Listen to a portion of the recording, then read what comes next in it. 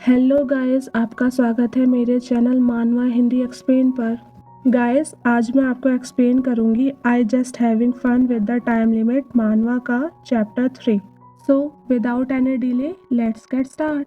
Guys, हमने पिछले chapter में देखा था कि इजाबेल के लिए एक सेरेमनी होती है, पर वो हॉल में रखी किसी भी तलवार को नहीं चुनती। अब आगे चैप्टर की शुरुआत में हमें दिखाया जाता है कि इजाबेल अपने घुटनों के बल से सीढ़ियों के ऊपर चढ़ रही थी और सोच रही थी, ये कितना दिलचस्प है कि मैं इस तरीके से घूम रही हूँ पर मेरे फेफड़ों और दिल में कोई भी दर्द नहीं हो रहा है, और जब मेरी सांसें रुक रही हैं तब भी मुझे अच्छा लग रहा है।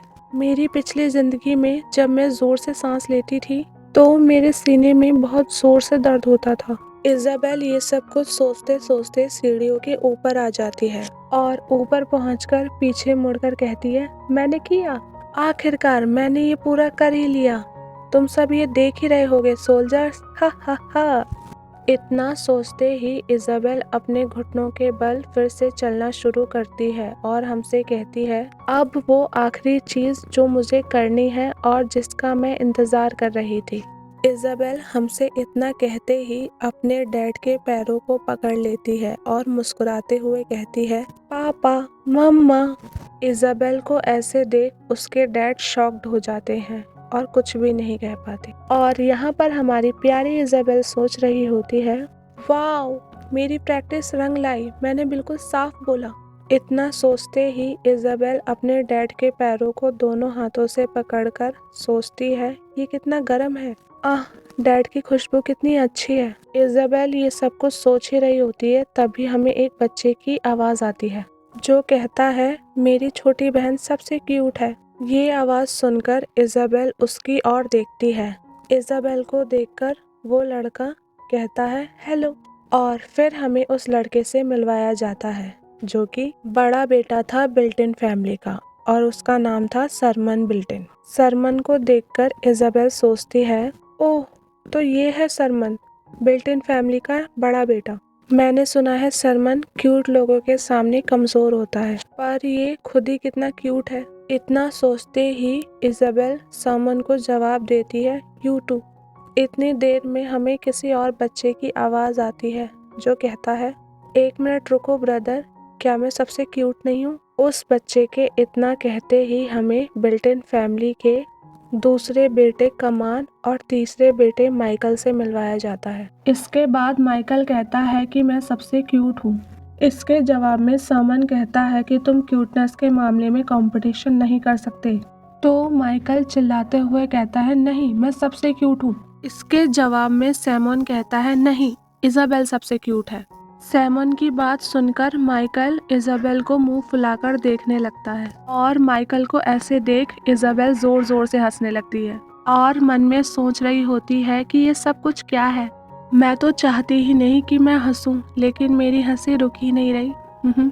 शायद ये सब कुछ इसलिए है क्योंकि ये सब बहुत ही सुंदर है। इतना सोचते ही इजाबेल सोल्जर्स की ओर देखती है और सोचती है, ये सारे सोल्जर्स एक शब्द भी नहीं बोल रहे। शायद ऐसा इसलिए है क्योंकि मुझे मारने की जो तैयारी की थी वो खराब हो गई और अब ये कुछ कह भी नहीं सकते क्योंकि सिलेक्शन सेरेमनी खत्म हो गई है और मैंने सीवेव स्वॉर्ड नहीं चुनी है, मैंने चुनी है इम्पीरियल स्वॉर्ड। इतना सोचते ही इजाबेल मन में चिल्लाते हुए कहती है, आई चूज फादर। इसके बाद इजाबेल हमसे कहती है, चाहे कुछ भी हो, लेकिन एक रोमांस नॉवल में अपने पिता को चुनना सबसे बुद्धिमानी का काम होगा। इतना सोचते ही इजाबेल धीरे धीरे अपनी डैड की गोद में आती है और कहती है, स्यूनटाइक। ये शब्द सुनकर हॉल के सभी लोग, यहाँ तक कि उसके डैड, शॉक्ड हो जाते हैं।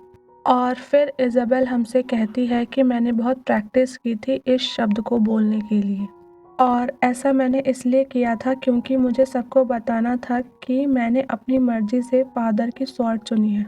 इजाबेल के इतना कहते ही पीछे से एक सर्वेंट आता है और कहता है, योर मैजेस्टी, मुझे लगता है प्रिंसेस ने अपनी तलवार चुन ली है। इसके बाद वो सर्वेंट इजाबेल की ओर देखते हुए कहता है, मैं सही कह रहा हूँ ना प्रिंसेस? तो इजाबेल अपना सिर हिलाते हुए कहती है, इजाबेल को जवाब देता देख सर्वेंट कहता है, ये कितना अद्भुत है कि आप अभी से बोलना सीख गई हैं। सर्वेंट की बात सुनकर इजाबेल मुस्कुराती है और मन में सोचती है, लॉर्ड बाइटन को लगता है कि वो 1 साल की बच्ची से बात कर सकते हैं, पर कोई बात नहीं, मैं इसके लिए उन्हें जज नहीं करूंगी। इजाबेल ये सब कुछ सोच ही रही होती है, तभी लॉर्ड बाइटन उससे पूछते हैं, प्रिंसेस आपने हिज मैजेस्टी को ही क्यों चुना? तो इजाबेल हंसते हुए जवाब देती है, पापा मम्मा स्टोम।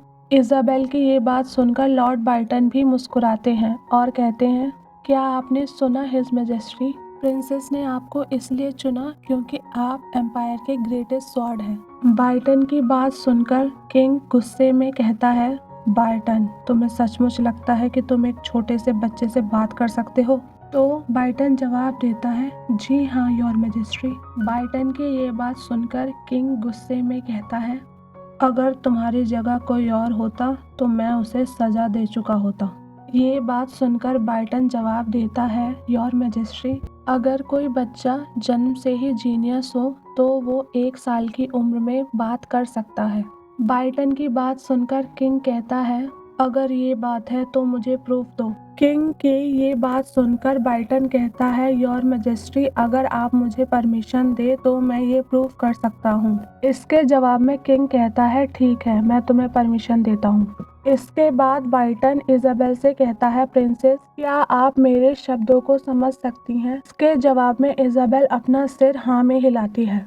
इसके बाद बाइटन इजाबेल से कहता है, लगता है हिज मैजेस्टी ये मानना नहीं चाहते कि आप मेरी बातों को समझ सकती हैं, और ऐसा इसलिए है क्योंकि हिज मैजेस्टी बचपन से ही बहुत ही टैलेंटेड हैं और उनका ये मानना है कि कोई चीज़ अगर वो नहीं कर सकते तो कोई और भी उसे नहीं कर सकता। इसके बाद बाइटन मुस्कुराते हुए इजाबेल से कहता है कि योर मैजेस्टी 1 साल की उम्र में बात नहीं कर सकते थे, तो इसका ये मतलब तो नहीं कि प्रिंसेस भी बात नहीं कर सकती। बाइटन की ये बात सुनकर इजाबेल मुस्कुराती है और मन में सोचती है, मुझे पता है, मुझे पता है।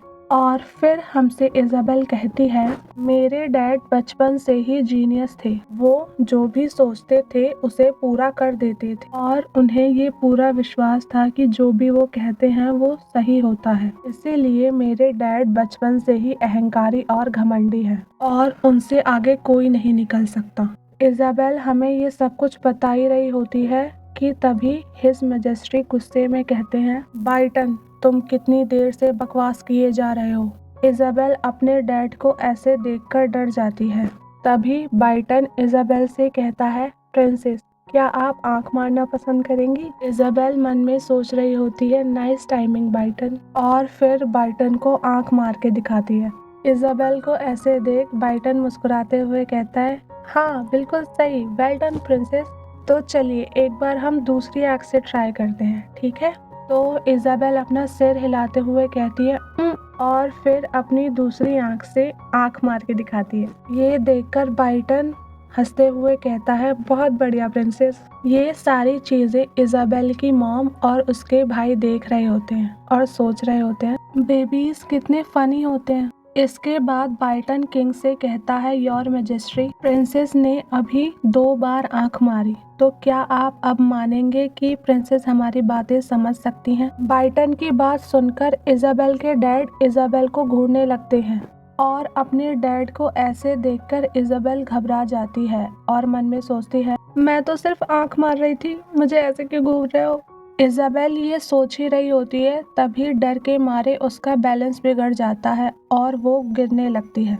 गिरते हुए इजाबेल मन में सोचती है, ओ नो, अब मैं गिरने वाली हूँ। तभी उसके डैड उसे पकड़ लेते हैं और कहते हैं, हाँ तुम अपनी बॉडी को भी कंट्रोल नहीं कर सकती। इजाबेल के डैड इजाबेल को बहुत ही अजीब तरीके से पकड़ते हैं, जिससे इजाबेल को शर्म आने लगती है। इजाबेल अपनी आंखों को बंद कर कर सोचती है, ये बहुत ही एम्बैरेसिंग है। तभी उसके डैड कहते हैं, तुम्हारा नाम क्या है?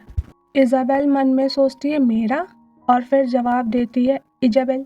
फिर उसके डैड पूछते हैं, तो मेरा नाम क्या है? तो इजाबेल जवाब देती है, रोमियो चेन। इसके बाद उसके डैड कहते हैं, क्या तुमने मुझे चुना है? इजाबेल कहती है, यस। और फिर उसके डैड कहते हैं, क्या तुम मेरी सभी बातों को समझ सकती हो? इजाबेल कहती है, यस। इसके बाद इजाबेल के डैड इजाबेल को बाइटन की ओर फेंकते हुए कहते हैं, प्रिंसेस ने अपनी स्वॉर्ड चुन ली है।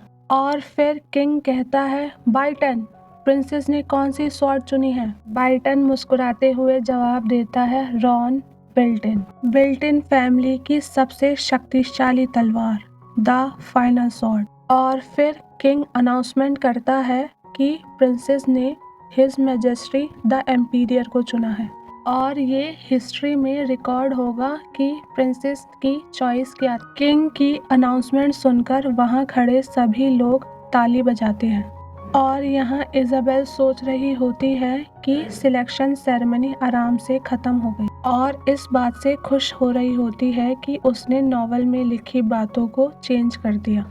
और यहीं पर हमारा तीसरा चैप्टर खत्म होता है।